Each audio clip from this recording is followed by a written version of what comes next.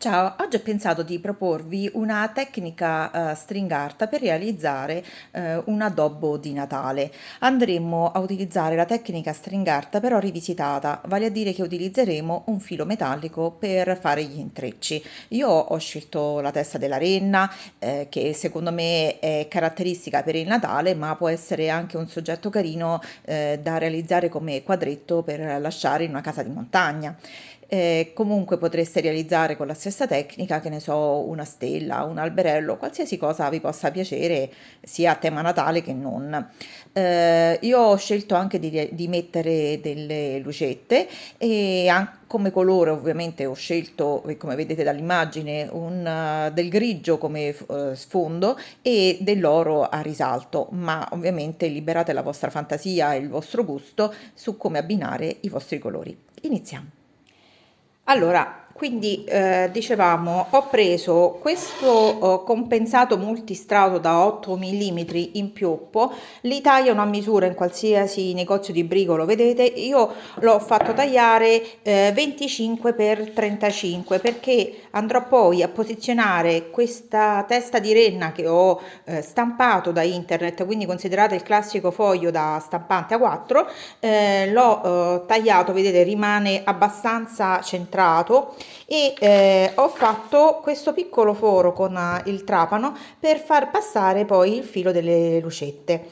Io adesso andrò a colorare questo strato con questo compensato, perdonatemi, con un colore acrilico. Allora, io colorerò con questo colore acrilico, già ho preparato il colore e anche un po' d'acqua, mi aiuterò per stendere il colore. Iniziamo. Quindi vedete, io passo proprio il colore in questo modo. Io colorerò sia tutta questa parte che anche i laterali. Allora, come vedete io ho verniciato tutto questa parte, anche ho voluto fare i bordi e anche la parte di dietro per renderla, come dire, più rifinita. Vi ricordo di fare attenzione al buchino, eventualmente passateci un chiodino, una matita per riaprire il foro. E adesso non vado a fare altro che a posizionare il foglio che ho stampato con la renna facendo attenzione al foro in modo tale che vada a finire quasi a ridosso di questa punta. Cerco di centrarla e di fissarla con lo scotch carta. Adesso andremo a inchiodare. Io ho comprato questi chiodini con la testa bombata e li andrò a posizionare in una distanza simile cercando di fare tutti quanti i contorni. Vi faccio vedere il risultato. Allora, come vedete ho messo tutti quanti i chiodini lungo i contorni. Quello che vi consiglio di fare è, io per esempio ho messo tutti quanti i chiodini cercando di metterli più o meno ad occhio della stessa distanza. Ho cercato di anche ampliare o restringere la forma per cercare di uniformare il più possibile i chiodini. Adesso delicatamente andremo a togliere il foglio per andare a vedere il lavoro. Vi faccio vedere poi man mano, quindi strappate proprio il foglio. Vi faccio vedere poi senza foglio. Allora, come vedete abbiamo tolto tutta la carta. Io quello che vi consiglio è che siccome ci sono queste parti in cui le corna sono molto strette, quindi mi sto aiutando con una lama di taglierino per cercare di sollevare e di togliere tutti e di rifinire, diciamo, di togliere tutti i residui di carta. Per il momento quindi vi ricordo che abbiamo questo piccolo foro, vedete, quasi in prossimità della punta. Andiamo al secondo step.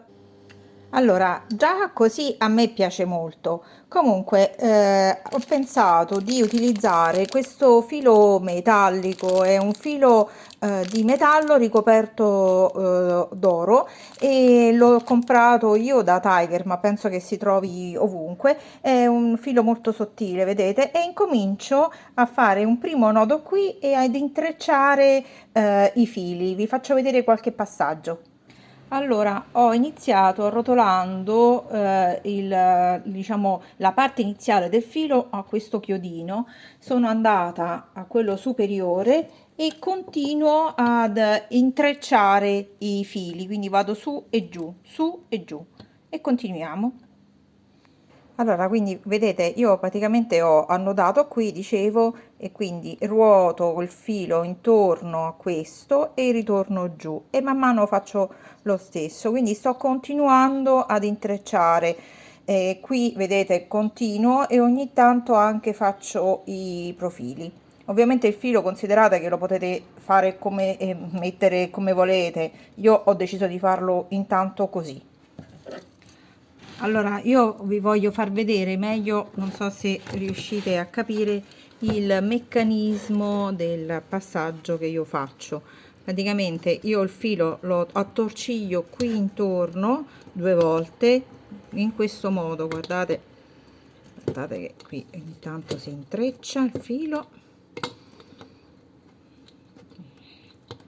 Allora, guardate, io questo lo metto qui, ruoto intorno alla testa del chiodino, non so se lo vedete, io l'ho girato qui intorno,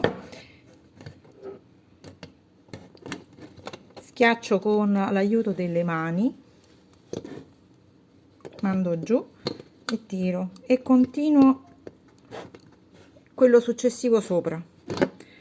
Ovviamente io ho scelto di fare in questo modo, ma potete farlo come volete. L'importante è che venga un intreccio abbastanza regolare di riempimento tra i chiodini, ok? Allora, per farvi vedere, qui vedete io ho fatto gli intrecci man mano per cercare di unire, non sono regolarissimi, io l'ho voluti fare di riempimento, invece vedete ancora qui sotto ancora non li ho fatti. Continuiamo. Allora, come vedete, la renna ho terminato, ho fatto degli intrecci un po' a caso perché mi piaceva riempirla. Adesso, dove c'è questo piccolo foro, andrò a passare da dietro delle lucette che io ho comprato da Tiger, vedete, queste lucette LED.